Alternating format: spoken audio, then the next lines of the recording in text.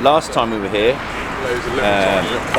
we did 2 big sweeps and we caught a lot of big carp, really quite special carp actually, very, very big carp, up to 40 odd pounds, and a lot of tench. And so this time we're going to pretty much do the same again. It's quite weedy in here, a few snags and bits and pieces, but yeah, do the same 2 sweeps. There's a big rope dividing it across, which we can't really get out, so we do 1 big sweep either side of the rope, and hopefully we can catch some tench, and potentially we'll move some of the tench to try and get them colonising a bit more in the other lakes around the holiday park here. But hopefully we'll be able to catch a few fish and show you, because they're quite lovely fish in here.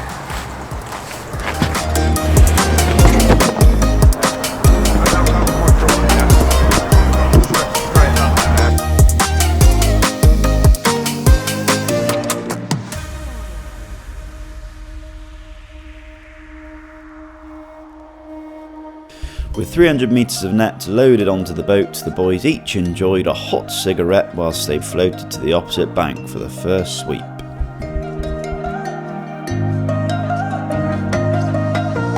"300 metres was enough to take out a good chunk of the lake from over one side of the dividing rope.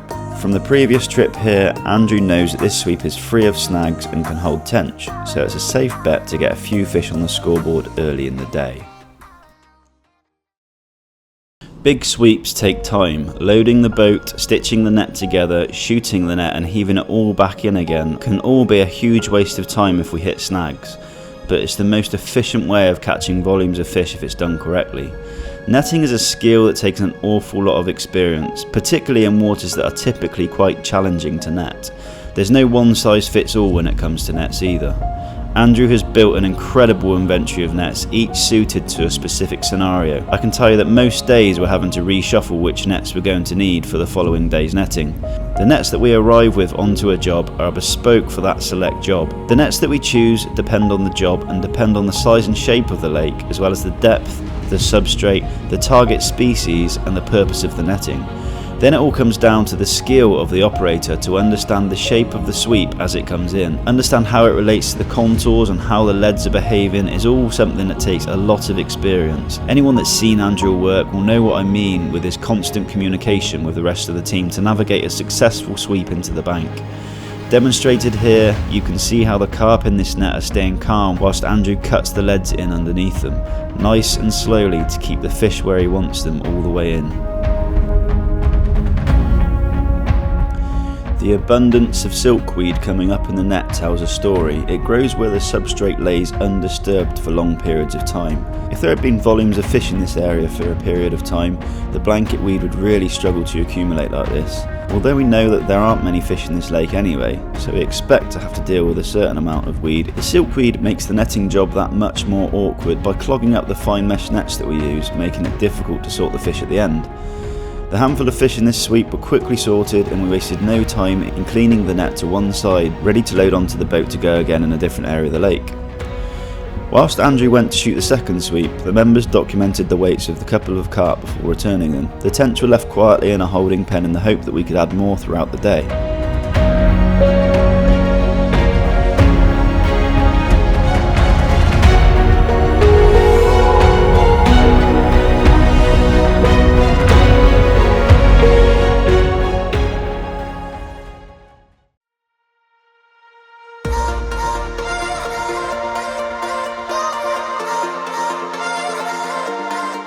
The second 300 metre sweep was shot into open water just the other side of the dividing rope.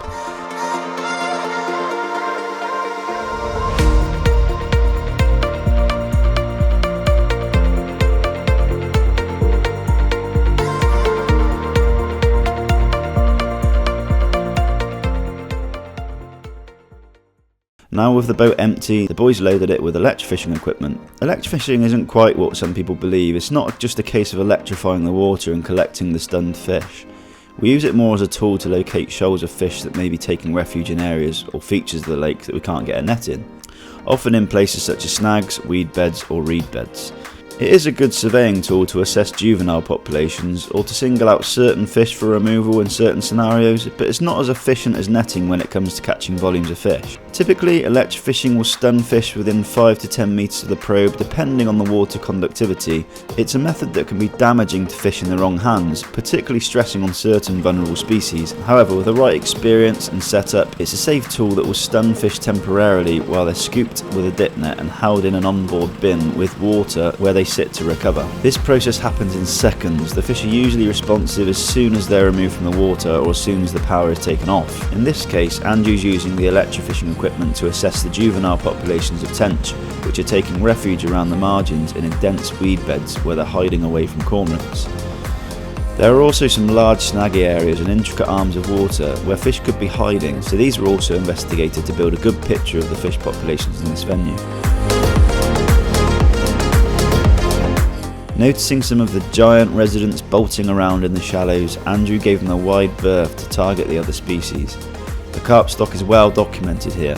If the job was to catch these carp, Andrew would have stopped electrofishing and shot a net around them to pen them in the shallow water where we'd net them later. Chasing big carp around in open water with electrofishing equipment is not only a labouring task for minimal reward, it's also stressing for the fish. So with plenty of juvenile tench hiding all around the lake, Andrew had enough to provide the client with a thorough population report, and the plan was to transfer these tench to one of the other pools on site, removing them from this carp lake from under the feet of carp anglers that consider them a nuisance species. Like I say, what we're really doing is hovering over the top of them, and they're in the blanket weed, they're in all the weed and all the crap, and they're all around the lake.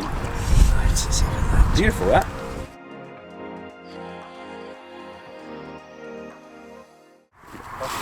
So yeah, lakes like this, beautiful lake, there's some absolutely specimen carp in here, some big tench.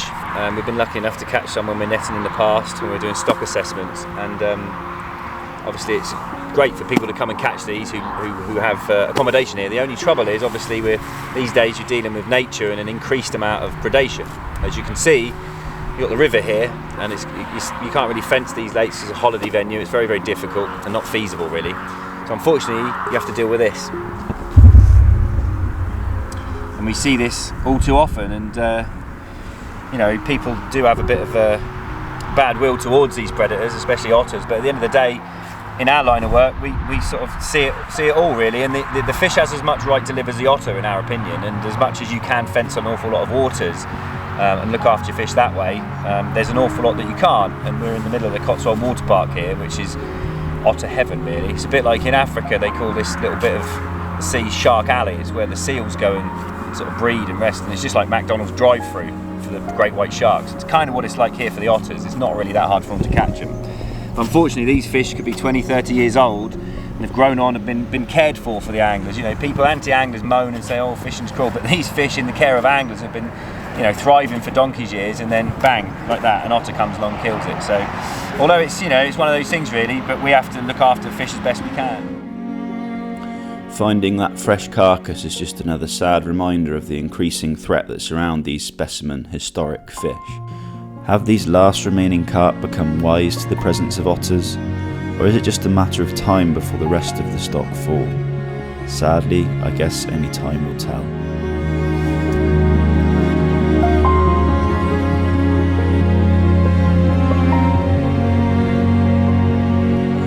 The electrofishing equipment was packed away, and we set about pulling in the remaining 300-metre sweep. Navigating the lead line over bars and the occasional snag, Andy slowly managed to crowd the catch towards the bank.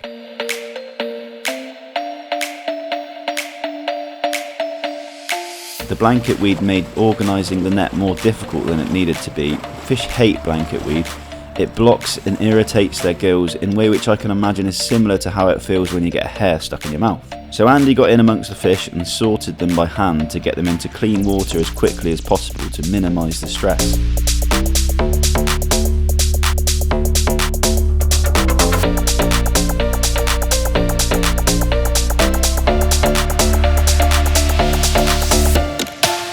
The carp were sorted into a holding pen to be weighed and returned again.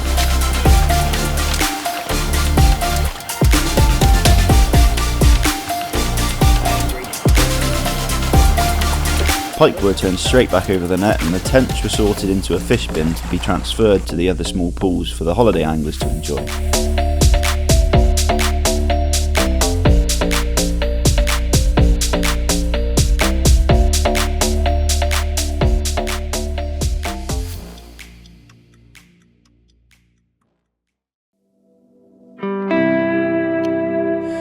These old carp are full of character, the last of a dwindling population that carry the battle scars of close scrapes with the otter populations that are multiplying around them. We can only hope that these fish keep their wits about them to dodge the accelerating rise of the otter.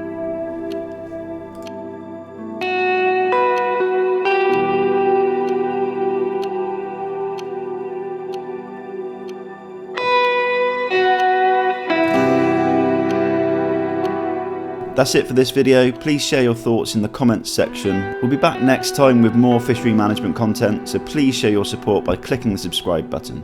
Thank you for watching.